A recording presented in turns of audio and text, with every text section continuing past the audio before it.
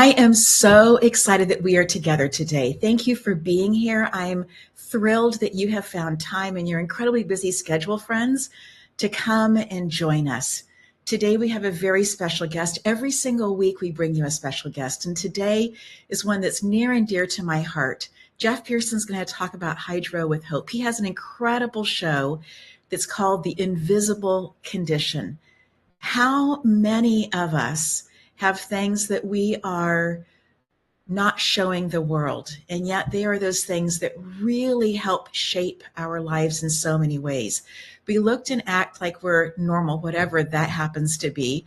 I think it's Irma Bombeck that said that, normal is just a setting on the dryer, right? But in that space of finding out exactly what's taking place in our own lives, it's really helpful for us to dig deep and look in those spaces. And so as I bring Jeff in, I would just ask that you welcome him. Jeff, welcome to Simply Sarah. So glad that you're here, friend. Oh, thank you for being gracious enough to have me on. I love this. This is great. Thank you. This is truly wonderful. And I know that you have your own TV show called Invisible Condition, but tell me how you got to where you are today. Oh, wow. Okay, yeah. Okay, so I'm going to just start in 2018. We'll start there because I don't want to go back too far. We only have an hour. So so in 2018, that was my third of 4 brain surgeries I've had in the last 8 years. And we were waiting we'll get into that in a minute. But I was waiting in the doctor's office, just kind of in the little room they put you before they come in to talk to you and all the things, Yes.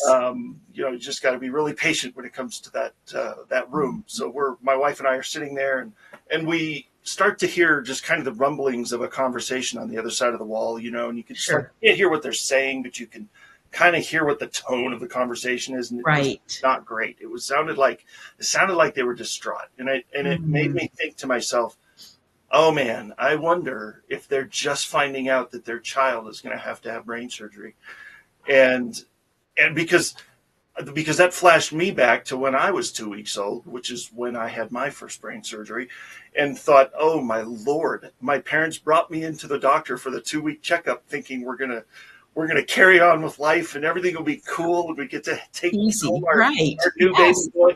And all of a sudden they spring brain surgery on him, Right. And so I thought, oh man.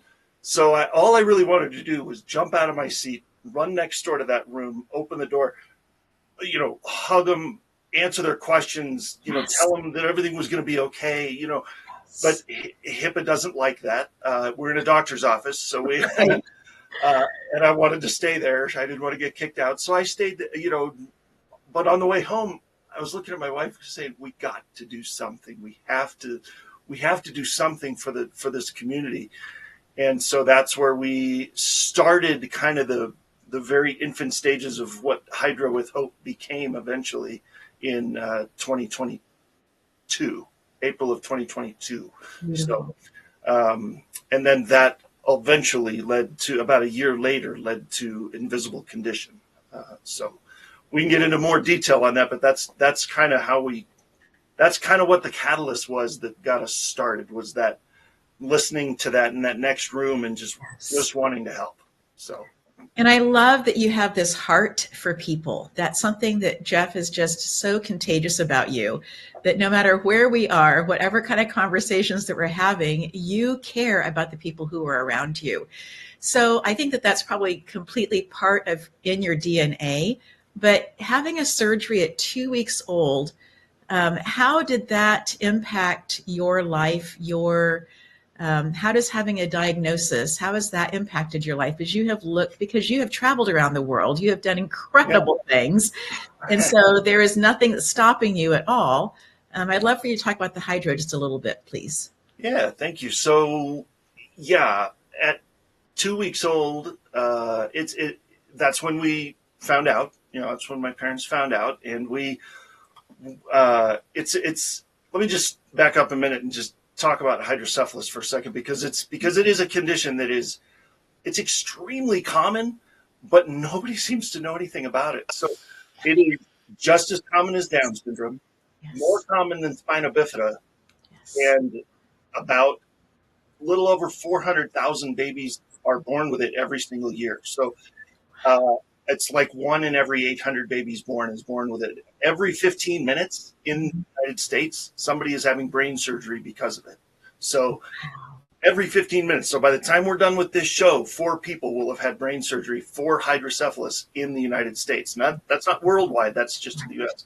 So it's pretty common. It is. And anybody can get it at any time. If you get a good enough bump on the head that compromises the flow of what they call cerebral spinal fluid, Right. if you get if you unfortunately come down with something like spinal meningitis or Mhm. have enough concussions or anything that compromises the flow of the cerebral spinal fluid from the brain down the spinal column and to reabsorb into the body can require what's called a shunt, which is what they did for me at 2 weeks old.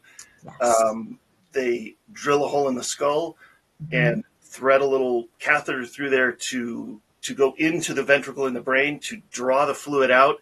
The shunt is there attached to that to pump the fluid down, and then there's a cord attached right here, and it goes, down into another part of the body to reabsorb because one of my ventricles was blocked when I was born, so they had to put an artificial one in, which is what the shunt is. So and the only trick with this is it's not a one and done type of thing typically because these shunts, they've been around for decades, but they still have one of the highest failure rates of any medical device in history. And so the average lifespan of these things is like 2 to 3 years. Yeah.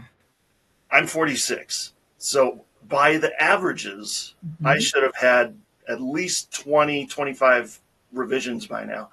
So the fact that I have survived this long with only 7, Is I'm pretty amazing. fortunate. I feel very fortunate about that. So, um, but that is the life of a typical somebody with hydrocephalus. It's going to involve brain surgery. It's going to involve a lot of uncertainty because you never know when these are going to fail. it can be it can be a little nerve wracking sometimes. So part of my story is my dad, Mm-hmm. when he was in his 70s, Yep. began as he was walking to start dropping a foot. And so we thought, other people who had lived overseas that we knew in our community. Uh, my parents were United Methodist missionaries, and so we have this huge community of people that aren't necessarily from that particular organization, but from other Mm-hmm. organizations as well, who we've kept in contact, huge contact with over the years. And in that process, we were seeing other people who were coming up with other kinds of things, Alzheimer's and dementia and different kinds of pieces and Yeah. Parkinson's. And so my mom began to think, well, maybe that happens to be it. My parents at the time were living in an area that's incredibly progressive, although we don't think of it this way medically, Knoxville, Tennessee. And as he went to see the doctor and was beginning to be incontinent and other things as well, the doctor said, we're going to run some more tests because we think there's a possibility for something else. This something else happened to be normal pressure hydrocephalus. So my father, as he was aging, had all of these signs of other diseases. Yeah. And when I talked to him on the phone, he knew who I was. He knew that I was married. He knew I had a daughter, and he was very careful to ask the same questions every single time. And I loved that about this Mm-hmm. incredibly brilliant, amazing peacemaker who had helped multiple tribes in different places work their differences out, right? Here he was memorizing the 3 questions that he needed to ask. It was very, very humbling for me. My sister, who happens to be a doctor, was here for the shunt surgery. Dad comes out, and the first question he says is, can I have some chocolate ice cream? We knew in that moment that he was back because Yes. they had pulled. So what happens is every day the pressure goes up on our brain. Every night when we're sleeping, as I understand it, it's supposed to drain back down into our abdominal cavity, someplace in the body where it's not the pressure building on the brain. And so that's why these shunts are so important. So tell me Yeah. more about your experience. So, so best I understand, it's the spinal column where it naturally drains, right? So Yes. the brain is always produces about a quart of cerebral spinal fluid a day. It's always producing it 24/7, Yes. and it kind of cushions the brain a little bit, and then flows down the spinal column and reabsorbs into the body. that's normally what's supposed to happen. The reason mine goes into the abdominal cavity is where it used to go, and then now it's in the pleural space around my right lung, and you know, it just depends on where they, you know, there are certain safe spaces they can do that. Yes. And Yes. I have heard of that actually. People that have, that is one of the things that's been coming out recent, like it, when I say recently, maybe in the last 20, 30 years, is people that, in fact, I had a person on the show that was talking about one of the relatives of theirs that had signs of Alzheimer's or dementia, Right. but then they got a shunt. They relieved the pressure on the brain with a shunt, and they were back, you know, and Mhm. it was like night and day. And so these shunts are brilliant little tools to treat a whole lot of stuff. Yes. But yeah, so I'm sorry. Tell me again what you asked me. So my original question was, how did you get to where you are today? But I'm just Right. asking more about the hydrocephalus, that whole part of it, because somehow your doctor knew at 2 weeks that this was going to be an important piece Oh, for right. you. Yeah. So at 2 weeks old, you know, as you Mhm. know, when a baby's born, they do certain measurements, right? Length and weight, and they also do a head circumference Yes. at birth, right? So Yes. they do the same things. They do a lot of the same things at the Mhm. 2 week checkup to make sure everything's tracking and you're growing or not growing or whatever, what percentile you're in, all the things. And one of those is obviously the head measurement. And they did that for me, the head measurement, and everything else was great. I was growing in perfectly normal with everything else. But the head, apparently my head was just slightly larger than the average and like that it should have been. And you're right, the doctor was brilliant. He must have been just, I mean, you know, I thank God every day for this guy, and I can tell you a story about him later. But he he figured out that it was just a little bit past the norm, and said, "Let's get a CT scan Yes. just to be safe. Let's get a Yes. CAT scan." Yes. And that's when they found the blocked there's a ventricle that was blocked, and then the fluid wasn't draining at the rate that it should have, and it could have caused more brain damage. Apparently I had a brain bleed in there somewhere, but I was a slow bleeder. It worked Yes. out to be okay. And they got surgery, Yes. there you go. So that was my start. Incredible. So with my dad, then, as soon as that pressure was taken off, his gait was back, how he was walking, all of that was Yep. back to normal. There was zero incontinence. His appetite was back, and all of his brain function was back as well. So for that period of time, for those, 8 months, maybe a little bit longer, that we were, noticing that there was a serious decline, Dad jumped back then to back where he had been before the pressure began to build. So that's one of the Nice. beautiful things Oh yeah. in our family and our story. And you're right about catching this early. It allows then the brain to have that space. Yeah. Capacity is a word for it, but the space to be able to do what it needs to do without being impinged, without having that pressure building up on it. Yeah, because that pressure can eventually kill you. I mean, it can eventually, if the pressure, when you're a baby, your skull is still pliable, right? So Yes. you see Yes. babies sometimes with hydrocephalus in there. They look like they look like they have abnormally huge heads, but Right. it usually goes back to normal because all the plates hadn't come together yet, and Yes. you know, and so. But when you're an adult, there's just nowhere for it to go. So it's a little Right. more dangerous when you're an adult. But Yes. yeah, it can be a wild ride. So Jeff, I'm really interested because you said that this can be the cause for adult onset with this can be brain injuries. So like perhaps football players or perhaps people who have, been working with machines and the machines have been joggling their whole body and the brain has been trying. I hear you saying that there are some outside things that can be causing this as well. Did I understand that correctly? I think so. I mean, I'm no medical professional, so don't quote me on I that. understand that. Yes. Yes. But best I can understand of the research that I've done in the last couple of years since we've Mhm. launched Hydro with Hope, I of best of my understanding is yes, you. I mean, any time the flow of cerebral spinal fluid is compromised or Yes. constricted or Yes. blocked or whatever, anytime that happens, Mhm. it is causing some symptom of hydrocephalus. And so, as far as I know, I think, and so well, you got, and if there's a block there, you have to figure out a way to unblock it and drain it. Beautiful. And if you can't unblock it, you've got to reroute it.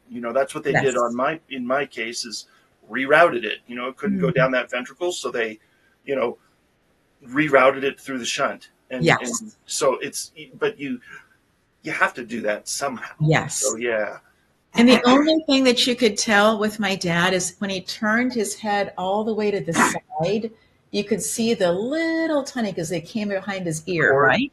Yeah. Yeah, that was the only Yeah. time that you could tell when you were talking face on this way or turned his head this way. Hmm. There was nothing, right? It was Yeah. only from that one. Yeah.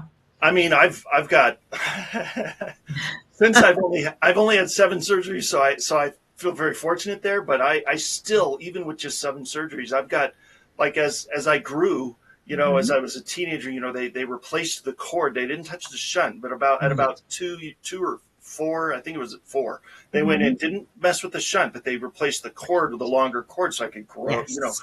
so it would grow Yes. with me. Well, that cord started to calcify, so the muscle Mhm. started to grab it and wouldn't let Yes. it move, and so some of those little pieces, I've got little pieces of cord and stuff like in my neck, and like it's just Sure. there, Right. it's a part of me now, it's never coming Yes. out. Yes. Yes.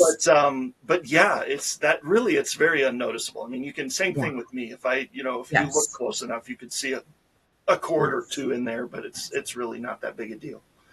So, do you have any then, if I can ask this question, any restrictions then on what you can and can't do as a result of having this shunt that is small in Mhm. terms of tiny, but yet doing this major, beautiful thing for you? Yeah, there are definitely restrictions. I mean, obviously, anything that contact sports was kind of out. Okay. Seems But reasonable. right, yeah, no Yes. football, no soccer, no, Hmm. really, I didn't play any sports when I was growing up. My parents, but see, here's the cool thing: my parents were so good that they, and maybe it was because my mom was a teacher before I was born, but they had this way of saying, first of all, they never once told me, you can't do that because you're sick. You can't do that because you have this Powerful. thing, you have this device. You, Right. you're different. You're less because you have this. So you can't do that. Wow. Never, never. I never heard that. What they Incredible. would say is, oh, football. Oh, you know what? How about we try band? Or Yes. oh, you want to play soccer? Hey, I think how about you audition for the choir? Let's do the choir. Yes. Or so they would never say, no, you can't do that. Right. They would kind of, they were pretty sneaky, man. They'd redirect me, to, but I mean, you know what? Side note here. Uh-huh. If I hadn't, if I hadn't started band in 7th grade, I played clarinet and bass clarinet all the way through junior high and high school. Wow. Got to travel to London and do all kinds of fun stuff. But if I hadn't started taking band, I never would have met my wife because we met in 7th grade band class. So Amazing. and so we met when we were 12 years old. I didn't have the courage to even introduce myself to her until about toward the end of the year. But I finally mustered up the courage, and so we've known each other since 7th grade, and we've been married for almost 25 years now. So Congratulations. That's wonderful. What instrument did she play? Because the clarinet's on one side. Where was right, she? clarinet's here, and then you kind of follow Yes. around the semicircle, and she played Yes. the flute, so it was right across. Yeah, So it was. it was great. So basically I got to read my music, but then if I looked right over my music, I could see her every Give it time. a stand. Yes. Reason enough to be in class on time, That's right? right. That's right. I love going to band class. Yeah. But I also think what's so incredible is that whether children are in sports or they are in instruments or they're in choir, whatever those happen to be, many schools have those particular options for students. Yeah. And they also have, some of them will have chess clubs or other. What I love about those, as somebody who has been in education for so long, is it provides the opportunity for community. And Yeah. truly, if a child starts at the youngest age that they can in the school with that particular whatever, they have the opportunity to stay with that group or a part of that group much longer than say that she'd cite in high school if Yeah. they would do yearbook or something, right? Oh, You might totally. get 4 years out of that. Continues all Start. the way through. Yeah. Yeah. Right, right. And so I have students that when they began singing in fourth grade, Hmm. they then continued into middle school and continued into high school. And they weren't always necessarily in the same groups, Yeah. but yet those groups would do combination choir, right, for the Yeah. holidays and that kind of Yeah. thing. So they would be together and then eventually got back together at the end. They had these Yeah. years of friendships, whether or not they were besties or not, they at least had this common language Right. and Yeah. a place that they understood and had this history together, which I just think is so amazingly important. Well, and it was so fun because yeah, you get to do all these cool things with all these people that you're really only in high school for a few years, right? So you may as well Right. make the most of it. And so you're doing all this cool stuff. And then after high school, I actually got to take that a little further, and I got to travel with a group called Up With People. I don't know if you've ever heard of that. I Have you heard of have, Up With yes. People? Okay, so You traveled the world then. yeah, we did. I went all over the world. In 1996, I headed out in January, 6 months after a brain surgery. By the way, my parents were terrified, but they're like, go Yes. for it. Go Yes. for it, man. So I was a singer in that group, and I traveled the world and left in January of '96 and came back for a little break in the summer. But really, we were gone for a year and went all the way up and down the East Coast and went over to Europe and went to several countries over there. It was phenomenal. So yeah, you never know where music in high, like, oh, I'm going to take choir in high school, but you never know where that's going to go, and it could, I mean, we got to sing at the Olympics. We got to sing it was crazy. All the stuff we got to do. It was so fun. And that year, like I was 18, I turned 19 on the road. So it was right after high school graduation. That changed me forever. That I found like Jeff in January was a totally different person than Jeff in December. It was like I found my footing, Yes. and so it was really cool. So so thank you, Mom and Dad. Thank you again, Mom and Dad, for being able to send me to that because it's not cheap, but it was so worth the experience. It was amazing. So, and talk about lifelong friends. I mean, I've got friends we had 22 countries represented in that cast, in that group. Yes. And one of my best friends is in Denmark. Another one of my friends is in Cape Town, South Africa. I mean, they're everywhere. And, I'll never have to get a hotel anywhere I travel.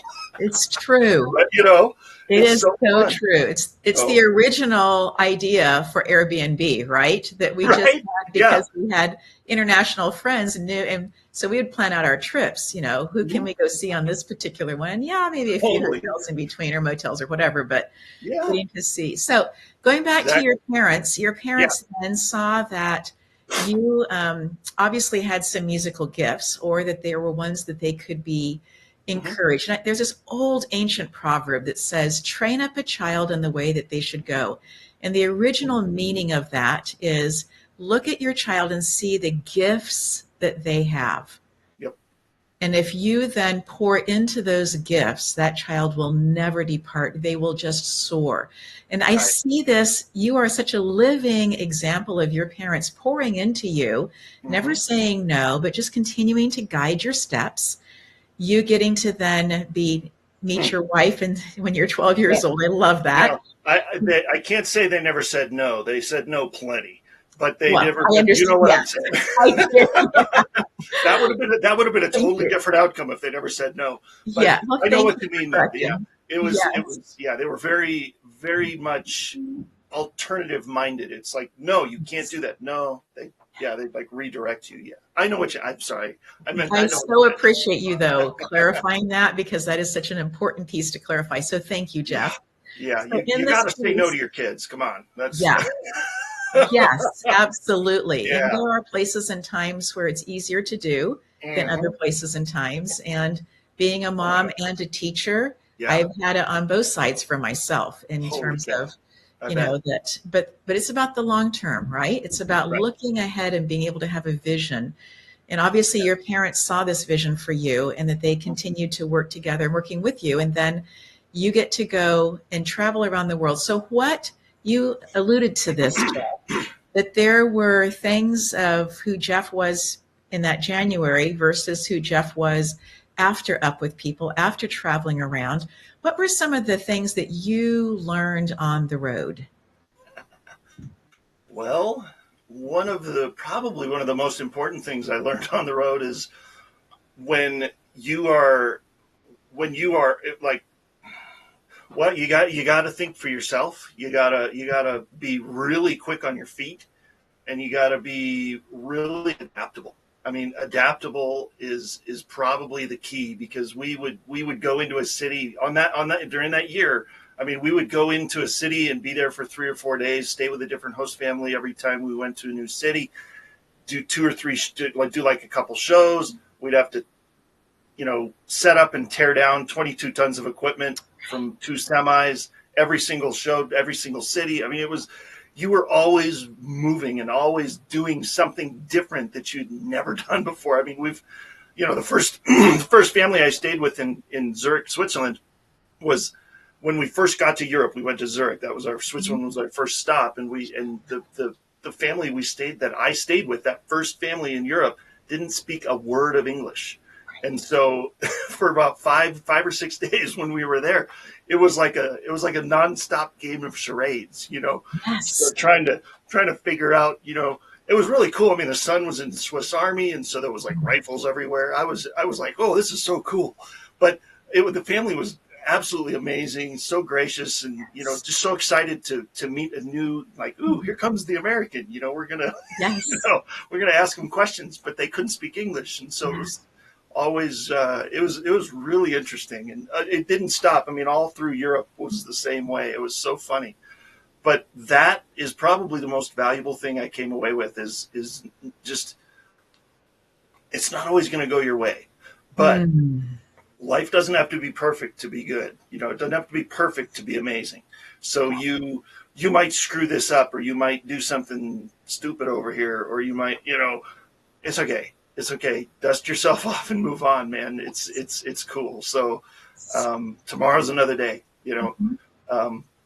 and that was probably one of the biggest things I learned on the road, and well, and dealing with people too. I mean, I was only 18, but you really had to know how to talk to people, Yes. and adults. I mean, not just your peers, but you really had to be able to communicate with authority and with people that were older, wiser, further down the road than you, and do it in a way that was respectful and not I don't know, just smart. Just be smart about it. And so that was a learning curve there, but I feel like that was another good skill that we learned. So I traveled in choir and an orchestra in college. And one of the things that I found with that, we would do 2 to 3 week tours as soon as school was done. Yep. And it was partly a fundraiser for the college. It was partly getting out there. We were recording. The year before I came in to Azusa Pacific, they had gone to London and had done a huge recording there. Yeah. And so there were all these different connections and pieces, and the university had been doing it for so long. And Dr. Gary Bonner had been absolutely amazing and had won a Dove Award for how he conducted, because he was very, very careful how he used his hands in terms of what the sound that he could get, and then also how he positioned his elbows and allowing the singers to see visually that they had space to be able to breathe, right? Not tightening up, and so he was visually doing things that would help the choir to be able to bring those beautiful sounds out. Yeah. One of the things that was really a lifelong thing that I have used has been just the idea that, yes, we're going to be in a different city. It's going to be a different setup. So we may have the same equipment. We may still have the same number of people in the choir and in the orchestra, but the size and the shape and the layout may be completely different. And yet the people who come to listen are still wanting us to show up at our very, very, very best. Yep. That whole idea of, this is what we're doing. We can do it literally anywhere. And if we have to do a cappella, you know what? We can do that as well. I mean, that's true. I mean, we did a show at the Fox Theater in St. Louis, which was a really good setup. Beautiful. Perfect, yes. right? Yes. And then we did one in Alken in Belgium. I'm trying to remember if the name of the town was Alken, Belgium, or if that was the name of the brewery. But we did one at a brewery in Belgium where the stage was literally built on crates of beer. And so we, and then sometimes we had to cram into this tiny little theater, Yes. but we still had the same equipment. But okay, if we only have this much space instead of that much, what are we going to leave out? What are we going to use? How are we going to, Right. Yeah, totally. Yeah. Adapt. Yes. Yeah. And I think as the audience is listening into this, as they're listening live, and also those who are coming in on demand, that whole idea that as a leader, that being there a little early to be able to look at the situation, to be able to kind of take it in, Yep. and can be really, really helpful. It's not that you can't do it on the fly. Beautiful things happen that way as well. Oh, but if you're moving equipment and pieces like that, how helpful it is just to have a little bit of lead time, or to have somebody else go ahead and take pictures and measurements and things for what you're going to be doing and how you're going to be setting up. I think often of people who are in positions, let's say like the LA County Fair or the East Tennessee Fair, right? People who are moving from fairground to fairground to fairground, selling or whatever they happen to be doing. yeah. And each of those places is going to be different setup for them as well. And that's just something that's just one concept of a pop-up, right? Yeah. But there's so many different places that people are doing those kinds of things. So as you have come into Hydro with Hope, what are you offering to people in this process of sharing your story and then having so much more of that? Well, Hydro with Hope. So when we started back in 2018, when we were leaving that doctor's appointment, we kind of just had that spark of the idea. We were thinking, are we going to do brick and mortar? Are we going to like find a building and like have people come to us for help, or is it going to be like online? How are we going to? And of course, online was the better way to go. And so we did. So we got like Facebook group, Facebook page. We're on all the social media, that kind of thing. And because we knew that this was a worldwide thing.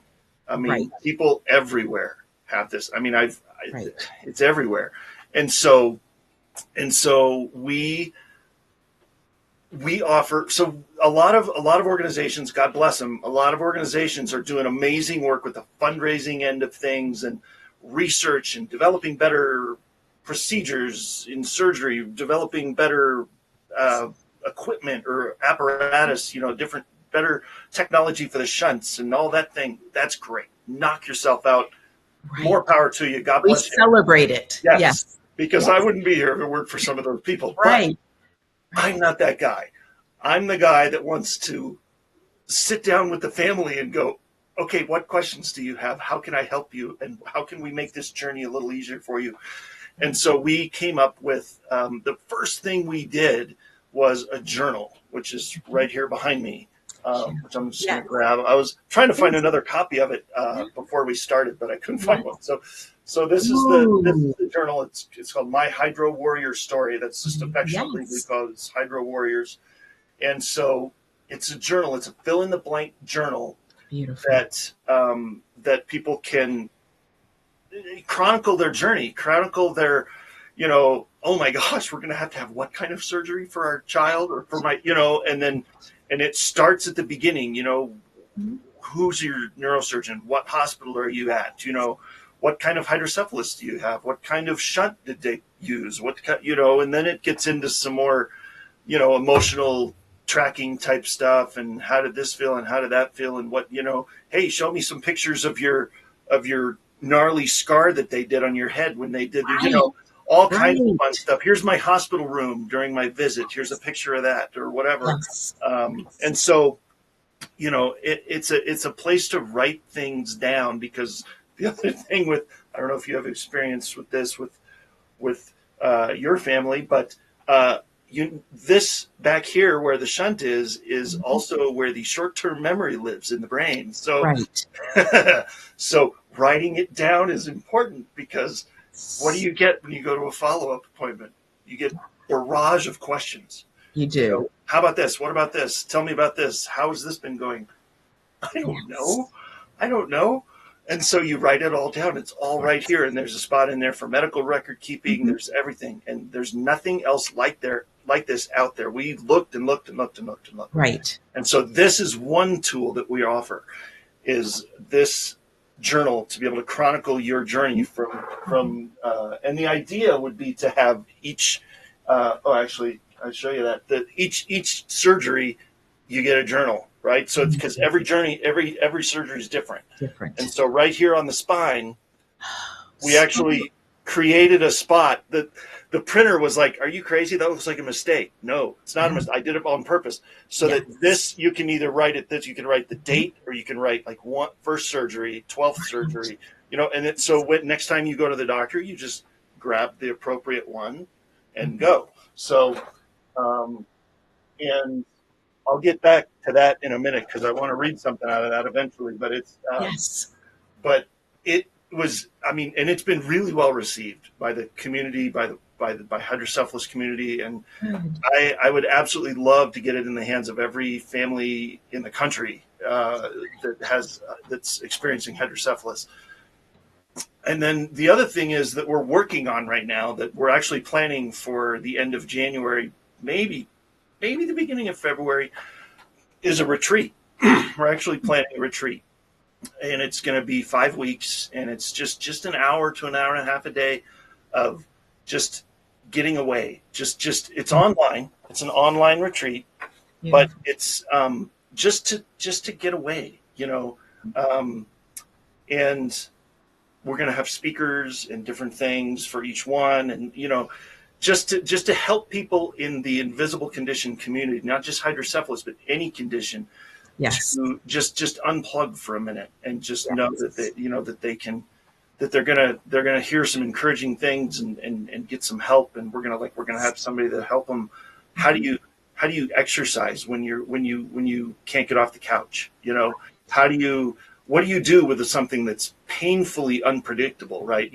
I never know when the next time I'm going to have brain surgery is. That can be really daunting. How do you deal with that? How do you live with that? Lots of different things. We're really excited about that. We're still in the planning stages, but we should have this ready to go in about a week, and then we'll put it out on social media. So watch for that. But and we'll hopefully, God willing, we'll do multiple. We'll do this one will go well, and we'll be able to do more in the future. And then coaching. I would love to do coaching with. And I hate the word coaching for this, because it's not like I need to tell you what you're going through, but it's more how can I help you and answer your questions and provide resources maybe you didn't know were out there that I've found, because I've got 46, almost 47 years in on this, and you have maybe just found out. And so let me help you. Let me help you along the journey here. So those are all things that we're planning for 2024 to get out there, and then speaking. I'd love to do more speaking. Excellent. In front of more people to share hope. Share it is not the end. Right. It's not over with the diagnosis. So coming back to the word coach, years ago when I was a mentor teacher, we read this book. In the beginning, the person was really wrestling, the author was, with what the word coach meant. Yeah. And she took it back to when people used to go in a coach that was led by a horse, right? Okay. And that whole idea that the person who was at the front of the coach with the horse had been there before, knew at least part of the road, had experienced some dangers, and knew what to do in those places in order to mitigate those kinds of things, and was somebody that didn't have to talk all the time, but made other people feel comfortable and allowed them to experience the journey. And I have really appreciated that idea, that concept, because when we are coaching, the idea is that we get to be quiet, that we can see what some of the next steps are going to be. We don't know all of them necessarily. Right. However, giving the person who is experiencing the journey for the first time an opportunity to really be able to process for themselves adore that your book is one that people have to write in, because our brains process information differently when we do pen to paper rather than when we type. I type a lot of different stuff just because it's faster, easier, those kinds of things, right? But the whole idea of things being able to be to help the brain process through things differently, especially when it comes to surgeries or after surgeries, that opportunity to be able to use hand to paper, I think, is so wise on your guys' part. Well, and we had thought about doing an app, but we thought, number one, the book can't crash. Right. You don't need Wi-Fi to write in the book. Right. And I don't know. There's, like you said, there's just something about pen to paper contact that the brain interprets differently than, your thumbs typing it on an app or whatever. So, and I'll share one more piece about this, about technology.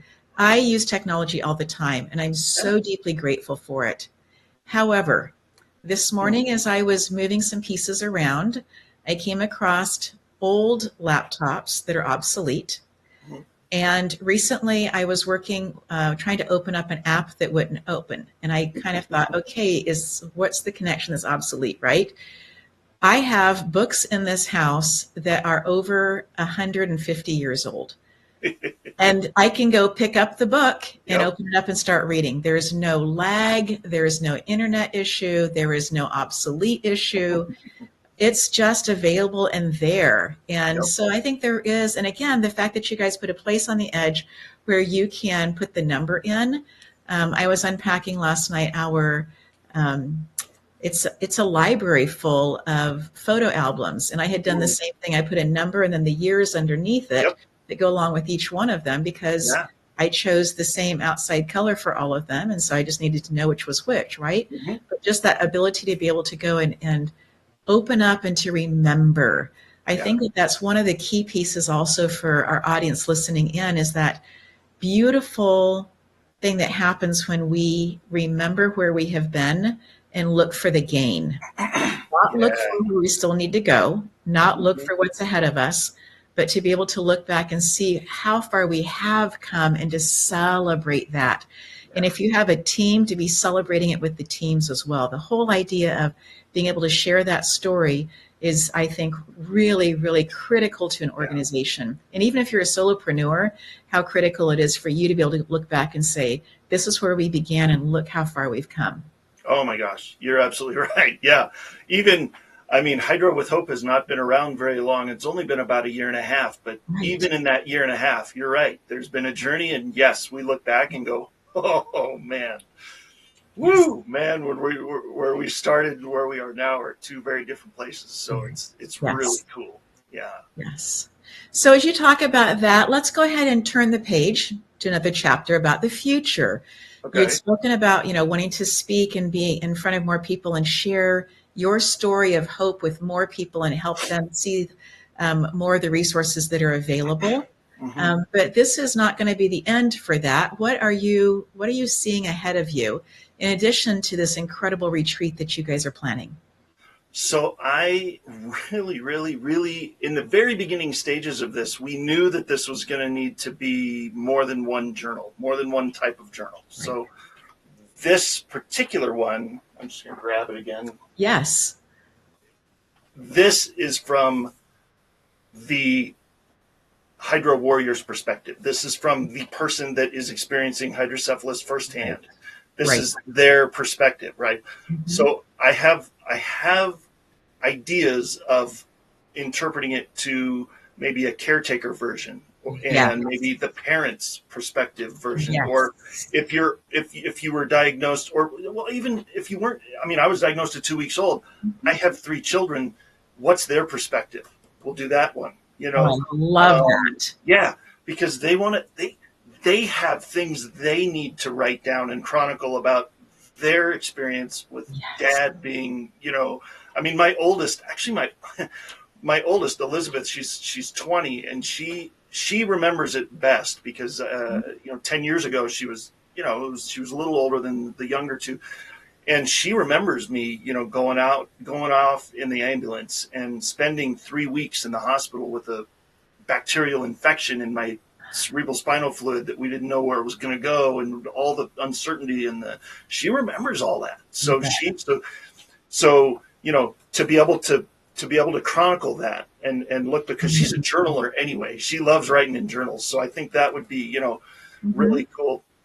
And so that's probably the main thing. And then the coaching piece too.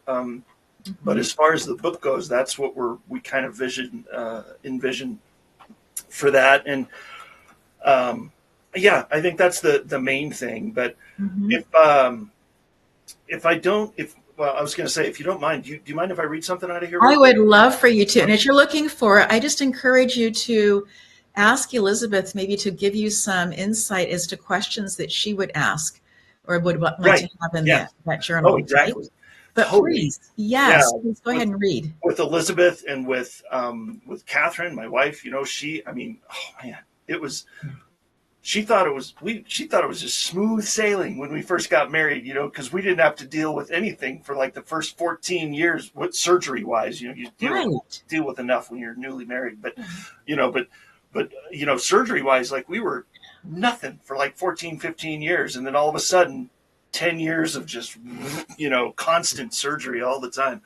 And so that perspective for her to be able to chronicle that and pass that along to other people that are in that same position would be huge. So my parents actually wrote the foreword for the book, because I asked my dad, I was like, please, because they're very good. He in particular is very lyrical with his writing. And so every time we'd go on a trip or something, he'd have a poem written about it, a week later or something. It was really cool. Yeah. So I was like, I really got to ask him to write the foreword. So I want to read the foreword. It's very short, but it's so cool.